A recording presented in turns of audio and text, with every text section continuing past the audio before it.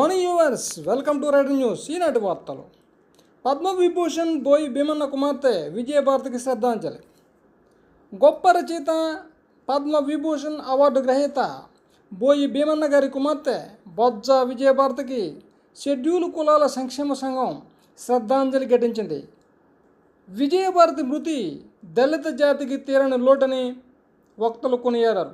అత్యంత పేరుగాంచిన సామాజికవేత్తగా, రచయిత్రిగా Mahatma Jyotirao Phule, doctor BR Ambedkar జీవిత చరిత్రను రచించి జాతికి అంకితం చేసిందన్నారు. అంబేద్కర్ జిల్లా కడలి గ్రామంలో మేడబాల విజయ్ కుమార్ అధ్యక్షతన జరిగిన ఈ కార్యక్రమంలో విజయభారతి చిత్రపటానికి పూలమాలలు వేసి శ్రద్ధాంజలి ఘటించారు.